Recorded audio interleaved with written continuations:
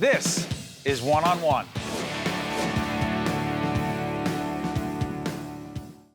Hi, I'm Steve Adubato. We're coming to you from beautiful Vermont. And to be more specific, we're in Shelburne, Vermont. We are at the Shelburne Farms at a conference. This is the Turrell Fund for Children. It's a conference that's held with advocates and caregivers and people who care deeply about infants and toddlers. It's part of our Right from the Start NJ initiatives. We're outside here of this beautiful farm. We're talking to our good friend Kay Hendon, who is Senior Program Officer of the Nicholson Foundation. And the Nicholson Foundation, in fact, has been supportive of our website, which you'll see throughout this program. Kay, make it clear why this conference, this event is so important. Well, this is an event sponsored by the Turrell Foundation, as you know, and that's one of our main foundation partners in New Jersey. So that's one reason we wanted to be here. But the other reason we wanted to be here is that Vermont has made these great strides in creating this strong, powerful organization called Let's Grow Kids. Let's Grow Kids, yeah. That's been really successful in advancing some early childhood programs with the state legislature and has a major infant toddler initiative going right now. So we wanted to learn about how they did that, and we wanted to hear about where they are right now with it. So we're very excited about that. And also, this conference has a theme of love in early childhood, and we're interested in learning about where that came from and what that had to do with our work, and I think we've learned a lot from it. Yeah, when Kay mentions love, a lot of that theme, much of that theme about love comes from the work of Fred Rogers. There was a documentary about Mr. Rogers I was seen last night, and I actually saw it a couple of times back home in Jersey.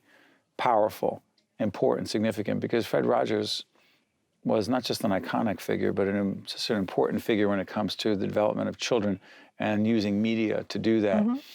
Okay, what does the theme of love and its connection to childhood development mean to you? Well, today we heard an explanation of that I think is a really good one, and that is that early childhood, as well as all of our lives, are really about human relationships, and those are about love. So everything that we look for in an early childhood program, we sometimes get caught up in a lot of rules and regulations and standards, and we want it to be high quality, and we've got all these standards that we want them to meet. It does matter a lot. But the point that was made today is that all of those things are there to support the human relationship, the love between the caregiver in the early childhood program and the child, and between the parent and the caregiver, and that three-way relationship is really what makes it work and what makes the child feel supported and really help the child learn and grow the way we want them to. You're coming back to New Jersey while we are here in Vermont for this conference on childcare and child-related issues, infants and toddlers, which is in fact what Right from the Start NJ is about. You said that one of the problems in New Jersey, one of the challenges, is that in New Jersey, there are zero training requirements to become a caregiver for infants and toddlers. Right. What? Right. Isn't that amazing? In our wonderful pre-K program, our pre-kindergarten program in New Jersey, a teacher in that program for 3- and 4-year-olds has to be a certified teacher. They have to have the same kind of certification a public school teacher does. There are some standards for even the non-pre-K programs where you're teaching a class of 3- or 4-year-olds. For infants and toddlers, zero. We had to feel victorious when we even got them to add something to the licensing rules that says there has to be an orientation for infant toddler teachers that includes child development. An orientation? Yeah. That was a victory? That was it, because it didn't even say it could be 15 minutes. So yes, that's one of the huge gaps in our system. We think about three things really: quality, affordability, and accessibility. Well, on the quality side, that lack of any training standard for infant toddler teachers is a serious problem. Yeah, and you've also said, by the way, we are outside. There are elements, let's just say, out here around us, if you see any flies. So here's what I want to say, Kay. You have said that Vermont is ahead of us in this regard, but you also mentioned the District of Columbia. Explain that.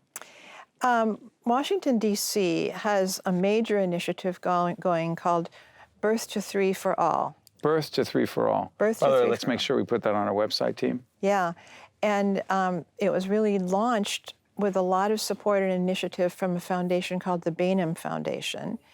And they've been working for a couple, 3 years, and they've built this strong alliance of many, many organizations in the DC area, not necessarily just early childhood organizations, but a lot of organizations that have added this to their agenda. And they've developed this strong package that includes everything from the sort of thing we were just talking about, training for teachers and compensation for teachers. Paying them for the valuable work they're doing. Tell folks what happens when you don't. What? Tell folks what happens when you don't pay them well. Well, there's turnover, for one thing, and you attract people who perhaps shouldn't be in this profession. Right. They deserve more, and they need more, and I think well-paid means happier, more productive people in every sector. So our sector is terribly underpaid, but that package includes that. It also includes capacity building, so grants to help programs get started for new infant-toddler classrooms, and a higher subsidy rate to help low-income people and to help more low-income people pay for childcare. So it has a whole array of things that we need to have to get where we want to be. And the fact that they were able to get their council, it would be like our legislature. Their municipal council. Municipal council in Washington, D.C., to pass that whole entire package is amazing. Now, it's not funded. So they didn't pass it with all the dollars. It's a framework. It's a framework, and it's a 5-year plan, and they've got a few million to start, so they've got a framework to address over the years to keep trying to get the money in. So that's one way to tackle this big issue. I think if New Jersey wanted to do that, if the governor and the legislature wanted to do it, they could. How about devil's advocate? Someone says, we'd like to do it, Kay. We know that you and your organization and others are very committed to these issues. The government doesn't have the money. We don't have the revenue. This is a crisis, and childcare is a major economic driver in New Jersey and in every state. What do you mean? Right now, childcare, the revenue in childcare is $2 billion, and the associated industry around it is another $2 billion. People being able to work and get jobs and know that they can go to work, that their child is well cared for, is a huge issue in our state. Just building and supporting the workforce requires childcare, and we don't have what we need to make those things happen. So there's a big payoff to, if you want to say to government, but it's really a payoff to all of our citizens in New Jersey to have a good quality childcare program in place. Before we get out of here, by the way, the sun is out here in Vermont. It's bright. Yes, I know it is. It's beautiful here at this event. We are, in fact, as a locator at the Shelburne Farm in Shelburne, Vermont. This is the Turrell Fund Day for Children. Finally, Kay, let me ask you this. The price we pay for not doing what you just said is, you talked about the benefits, the economic benefits.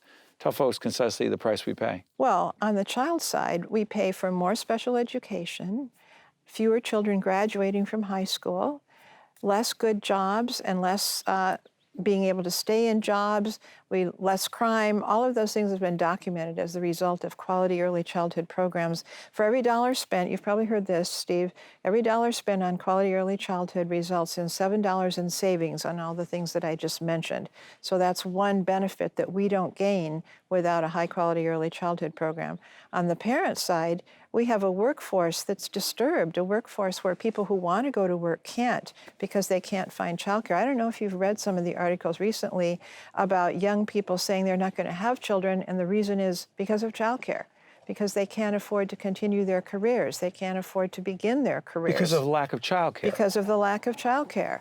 And we accessible and affordable childcare. Accessible quality and affordable childcare. Yeah. In D.C., when they instituted universal pre-kindergarten just for the 3s and 4s, in just a very short time, the workforce participation by women went up by 10%. This is an economic issue. This is a quality of life issue. It is. We are honored to not just talk with you here in Vermont, Kay, but be collaborators, if you will, on this right from the start. It's great to have you on this. This has been Kay Hendon, Senior Program Officer at the Nicholson Foundation. I want to thank you for joining us here in beautiful Vermont. Thanks a lot, Steve. One-on-One with Steve Adubato has been a production of the Caucus Educational Corporation, celebrating over 30 years of broadcast excellence.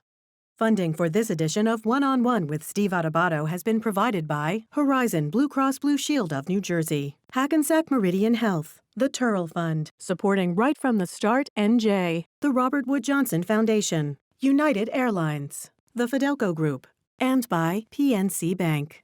Promotional support provided by NJ.com and by AM 970 The Answer. Transportation provided by Airbrook Limousine, serving the metropolitan New York, New Jersey area.